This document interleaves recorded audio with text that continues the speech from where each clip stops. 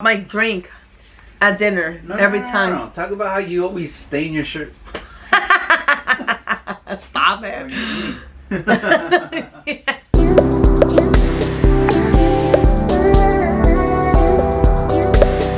Hi everyone, welcome to my channel. This is a new channel about Aspergers Syndrome and Neurodiversity. We're Aspergers. So I will be talking about what is Aspergers Syndrome, and I will be explaining my point of view, my perspective, my idea of what Aspergers Syndrome really is. But I will be going along with chapter 1 of this very interesting book that I really recommend reading, which is The Complete Guide to Aspergers Syndrome by Tony Atwood. Point number 5.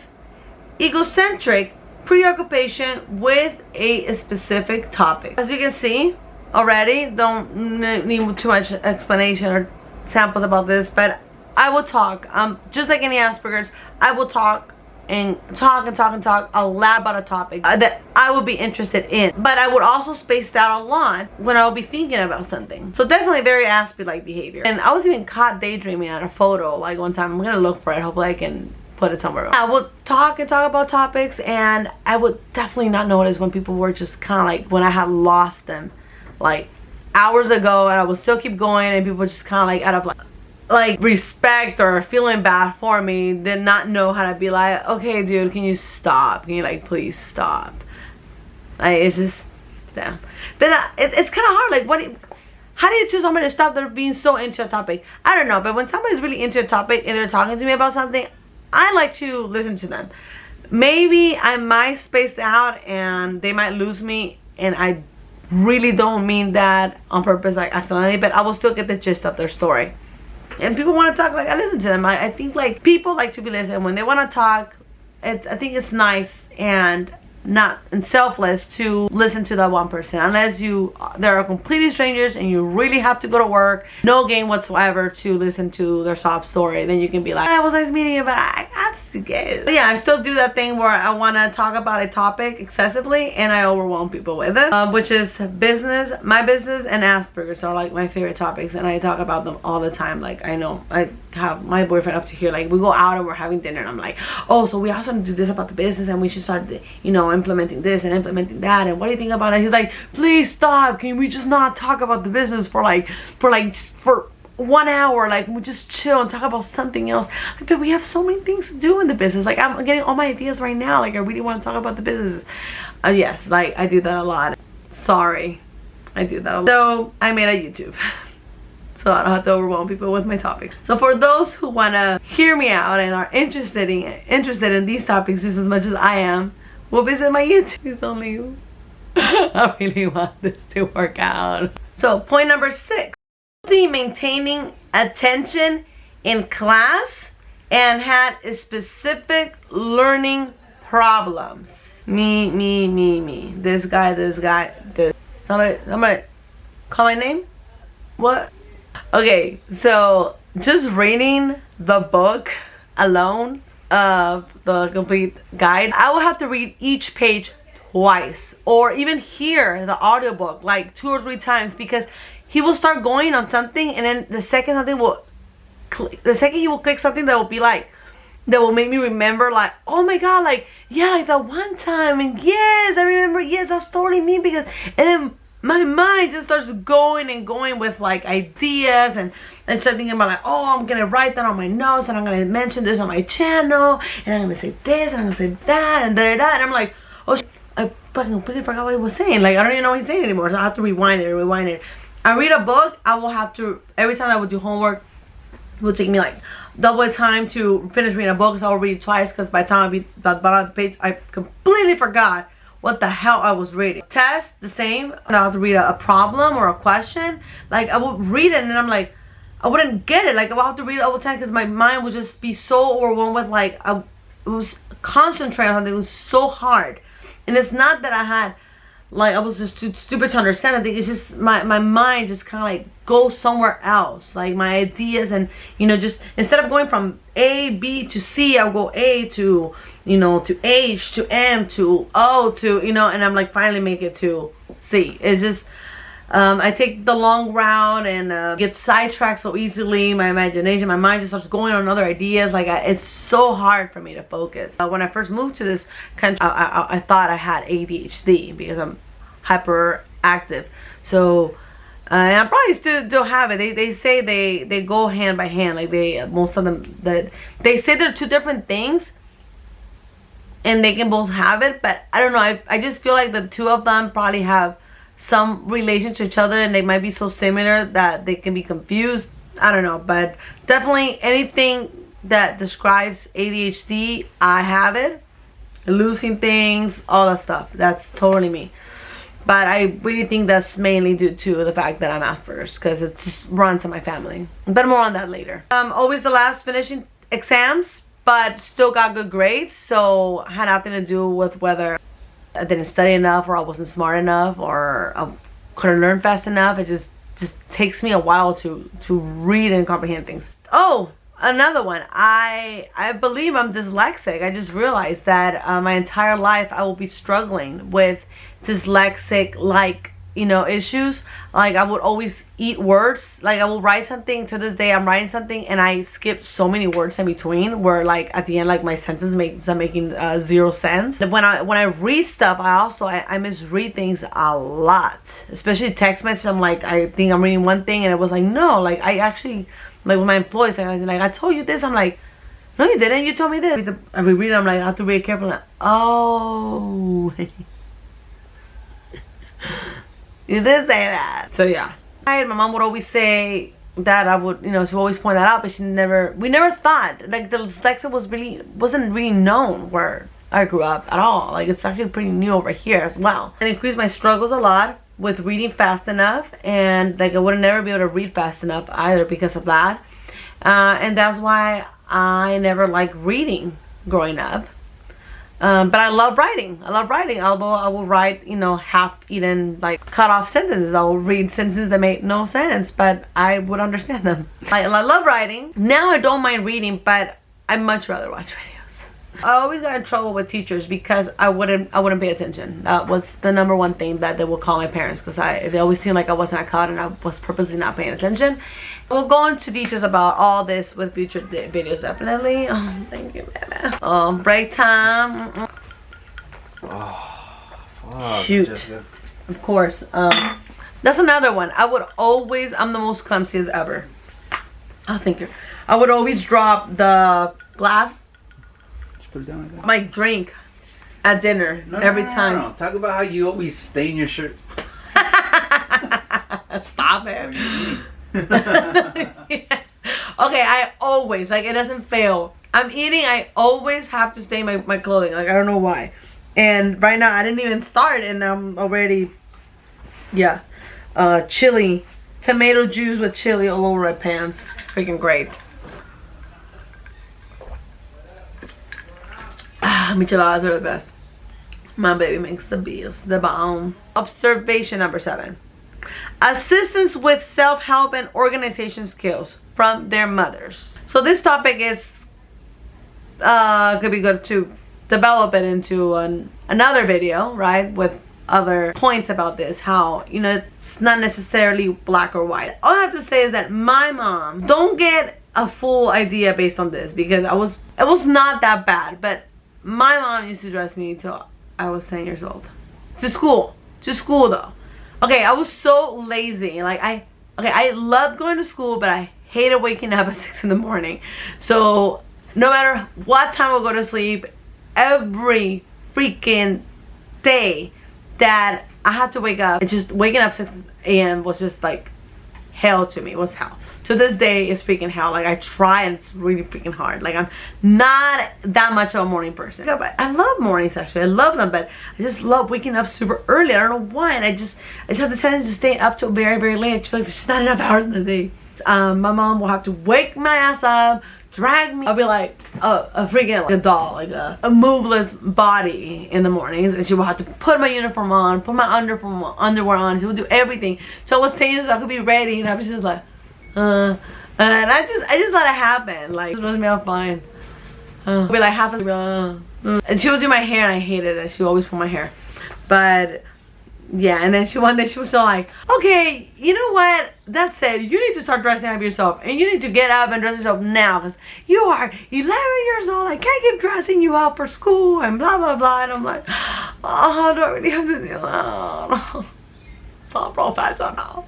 So my mom pretty much, she will baby me on like silly things that most moms wouldn't baby their kids on, but then she'll be like overly strict on other things. So whatever. Another video on that. Like, yeah, my parents were very strict. My next point, number 8, conspicuous clumsiness in terms of gait and coordination. So let's talk about that. My mom says that I drop my drink every single time without fail on dinner, and she always used to think that I will do that on purpose to call attention. And I'm like, oh my god, like I want less attention. I want you guys to not notice that I'm here so I could get in less trouble. Like, please. Like, that's what she would think, that I just was calling and crying for attention. Also, other people would, you know, advise her and let her think that it's like, oh yeah, your kid, she just wants to call attention to that. You know, parents start listening to other people be like, oh, your kid needs this and your kid needs that, and he's doing this for this and he's doing that for that. Like, don't listen to other people. You need to get to know your own kid. Know your own kid, observe your own kid, and get to really understand where he's coming from. Research is the most important thing. If you're come across my video, you're doing something good. It's the first step to really research about everything. And neurodiversity is the best start to do to be a good parent, to really understand other types of mind. You might have a genius, you never know. I always sucked at sports. Always, no matter what. Was very like uncoordinated. Like, for example, try playing basketball, and to this day I completely suck. It's the most, you need the most from all jobs. I mean, from all sports, I think you need the most coordination. Basketball and football was it just seemed like extremely hell to me. It's, yeah, not good at those at all. And I was scared to ride a bike. I didn't know how to ride a bike till I was 10.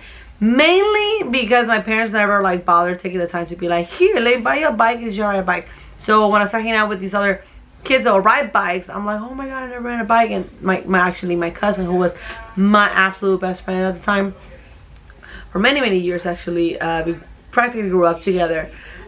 She's the one that taught me how to ride a bike. And I remember I was like super uncoordinated, super clumsy at first. It was like really hard to me, but then I got the hang of it, and just like anything that we learn, honestly, it doesn't matter what you classify yourself as, autism, or even if you have difficulty with certain things, like, it doesn't matter. You cannot learn how to do that. Like, anything you set your mind into. Now I snowboard. Who would say it's such an extreme sport? Everybody thinks like, oh, it's super hard, da da.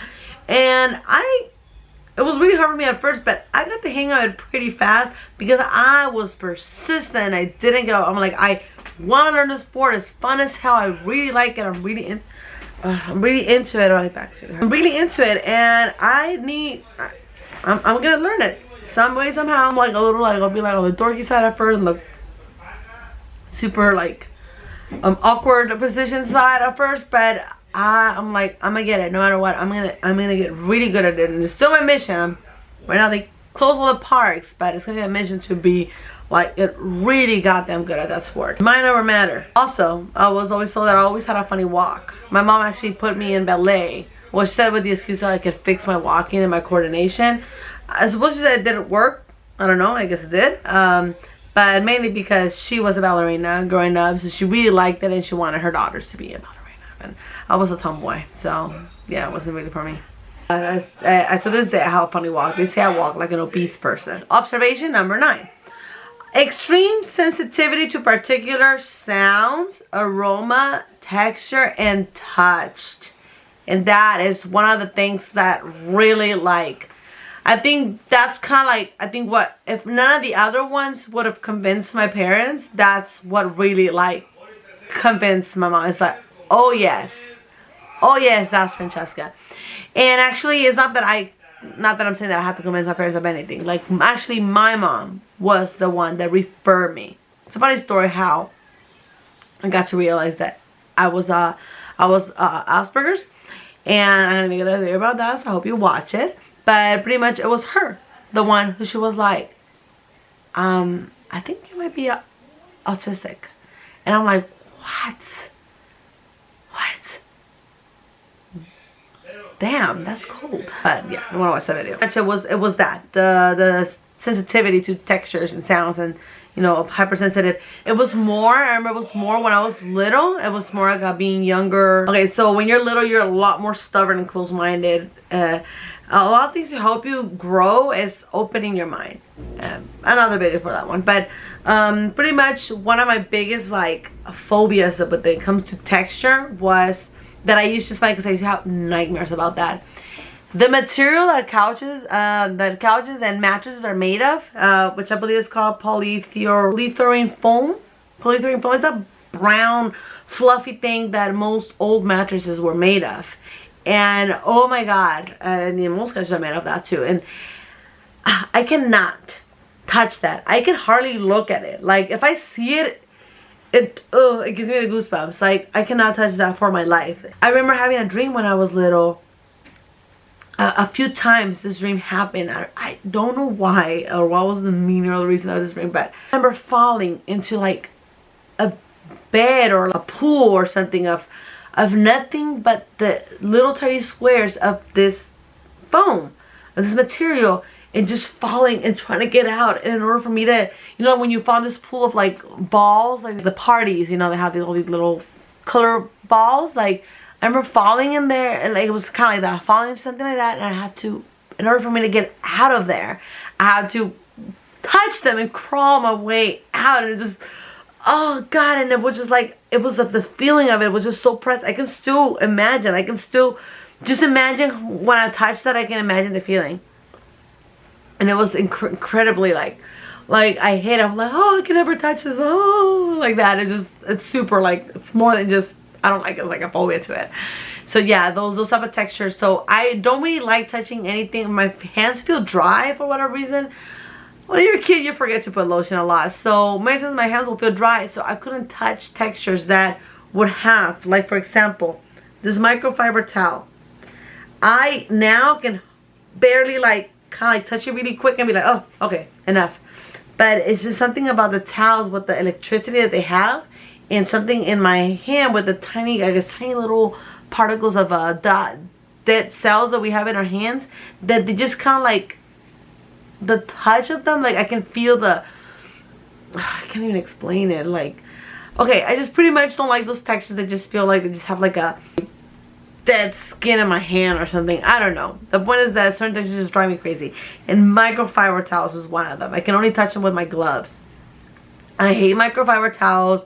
I hate that foamy thing from the mattresses. I just hate it. When I had a thing when I was younger, like wearing socks, for example, if I put socks on my dry feet, it will feel very statically, like very like it will kind of like, I can feel like the tiny like, I don't know, I just feel like things like poking me on my feet, just kind of like that dryness and like statically feeling. So we'll have to either wear lotion or wet my feet. I will have to wet my feet so I can put the socks on, so I wouldn't feel that static like the dry skin going with the cotton puffy feeling. I don't know what. I was very particular about those things. We'll do it every time. My mom would understand. She'll be like, what are you doing? That's bad. You're gonna get a fungus. When I'm like, no, just get away, like just a little bit. I just, you know, it dries the second I put my socks on. I just can't put dry socks on dry feet. Like my feet need to be humid. They need to be. I stopped doing it. Now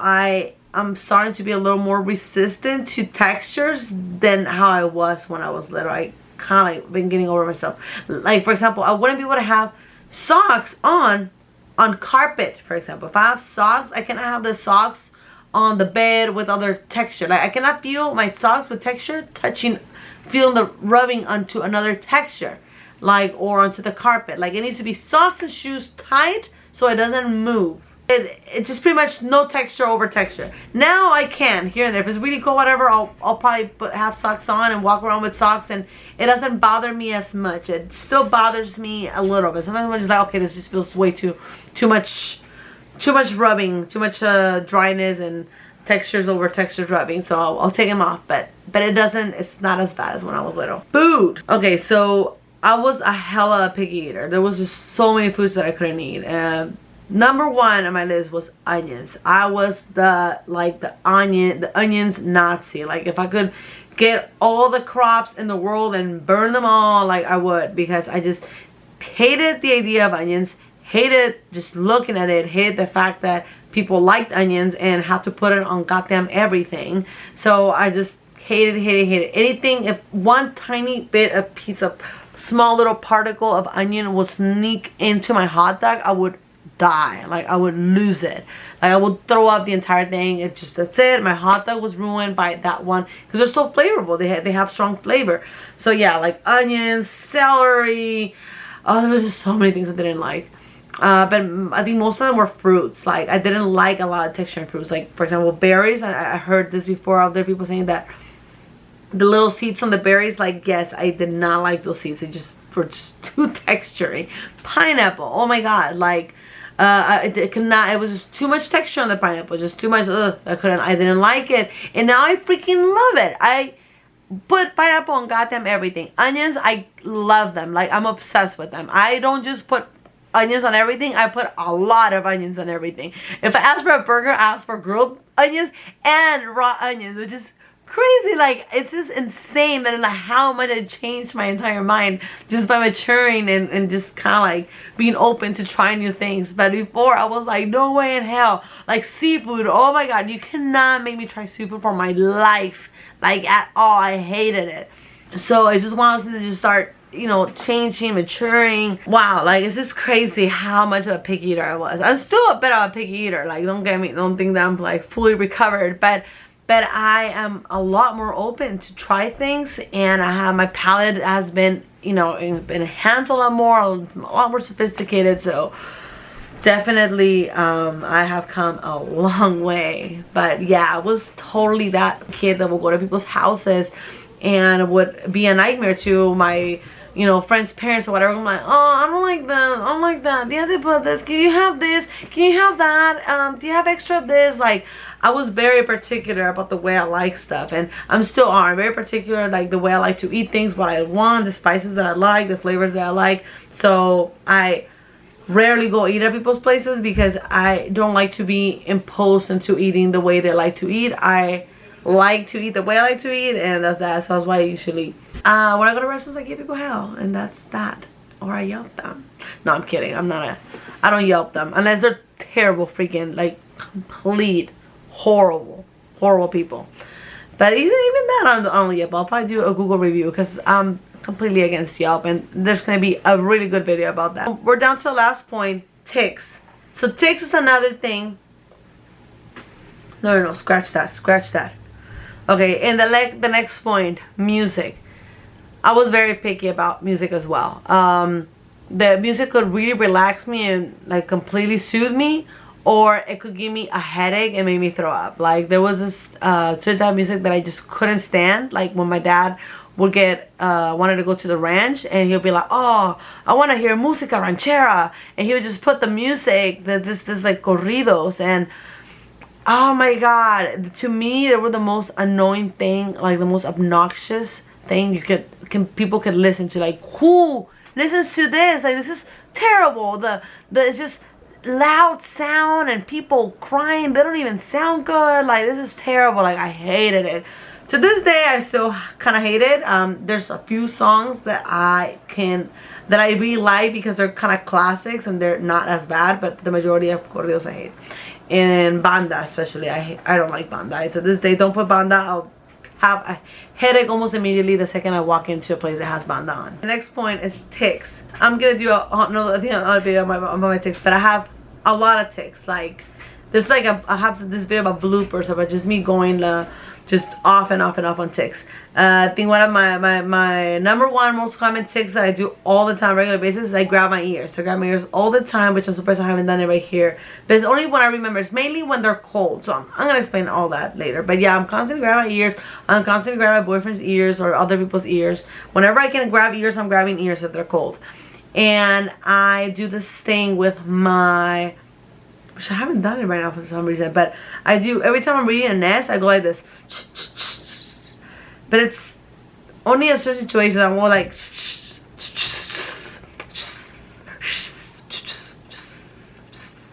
until it's just right. But it doesn't happen all the time. It only happens when my boyfriend reminds me of it and does a stupid noise.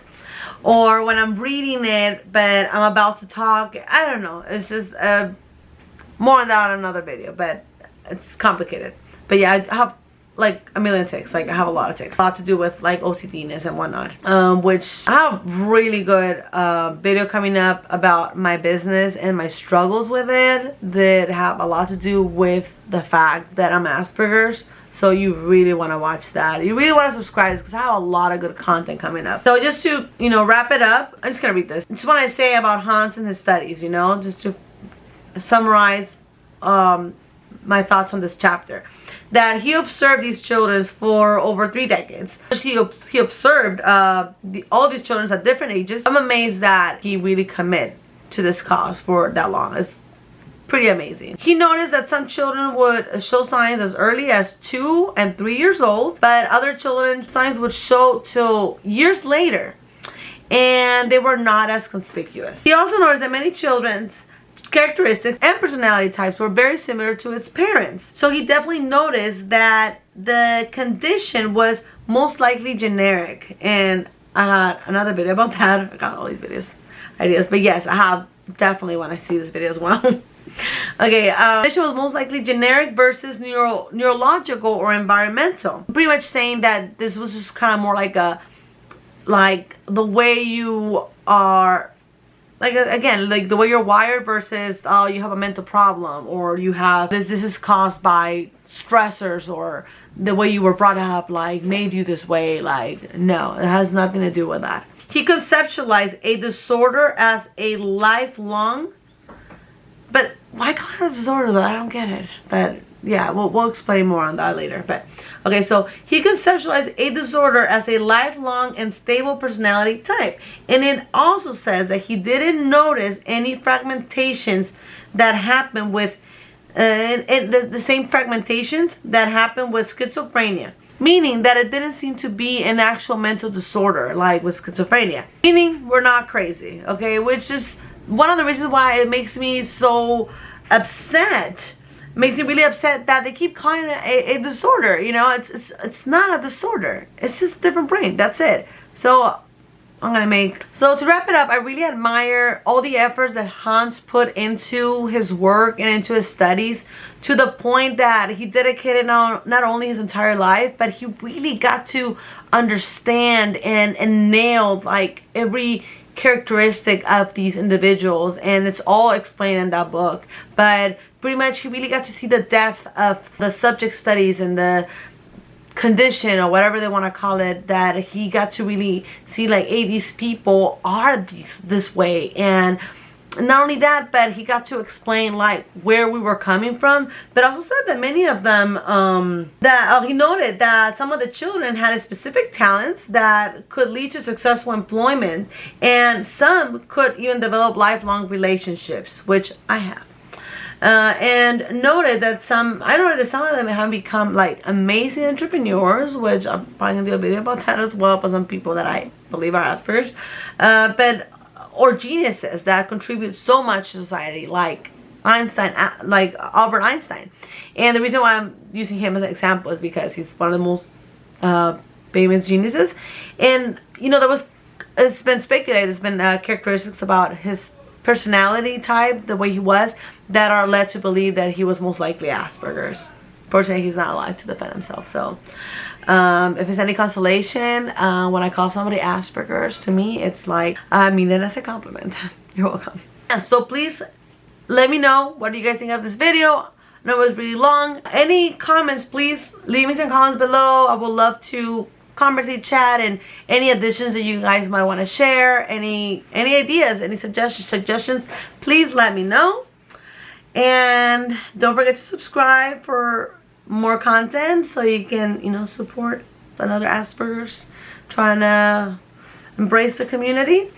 And see you on the next one.